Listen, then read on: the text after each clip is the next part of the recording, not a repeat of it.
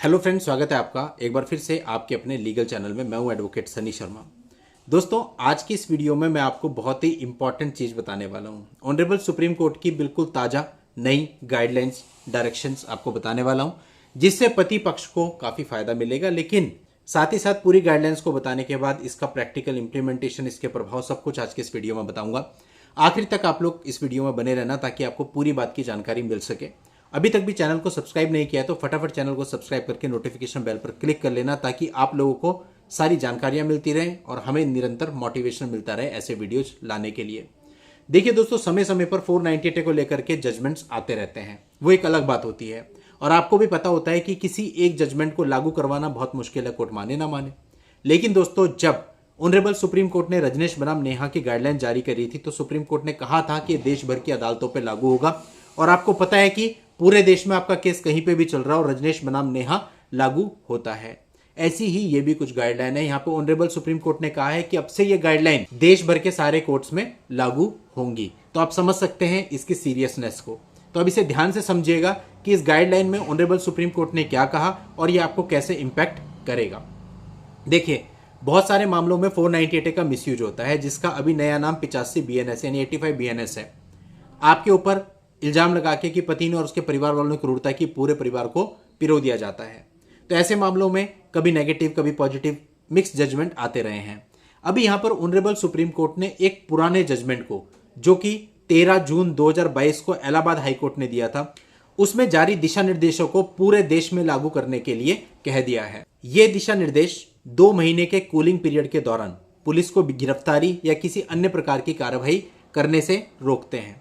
इसका मतलब हुआ, यदि आपके ऊपर ऐसा कोई मामला दर्ज हो जाता है, 2 महीने का पीरियड होगा जिसे कूलिंग पीरियड कहा जाएगा, और इस अवधि में पुलिस कोई गिरफ्तारी नहीं करेगी और आपके खिलाफ किसी भी प्रकार की कोई कार्रवाई नहीं करेगी, बल्कि इस पीरियड में क्या किया जाएगा, आपका जो मामला है वो परिवार कल्याण समिति को भेज दिया जाएगा। दोस्तों, इलाहाबाद हाईकोर्ट ने 13 जून 2022 को जो ये दिशा निर्देश जारी किए थे, ये पूर्व के 2017 के एक निर्णय पर आधारित थे।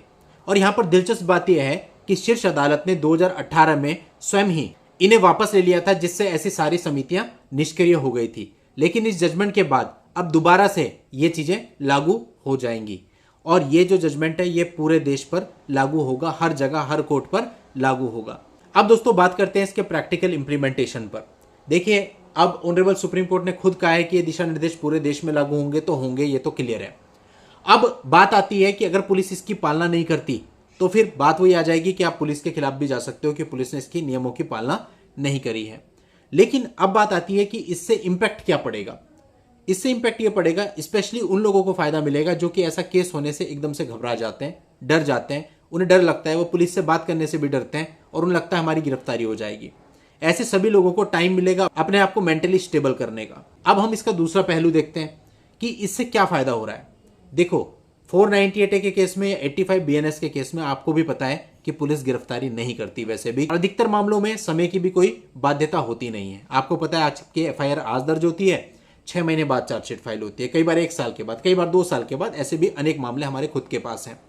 यानी ऐसा कुछ होता नहीं, टाइम लिमिट 2 महीना तो कुछ भी नहीं होता, 2 महीना तो ऐसे ही निकल जाता है और गिरफ्तारी भी होती नहीं है। उस अवधि के दौरान बस पुलिस से आपका इंटरेक्शन चलता रहता है, पुलिस आपका 41A का नोटिस आपसे रिसीव कराती है।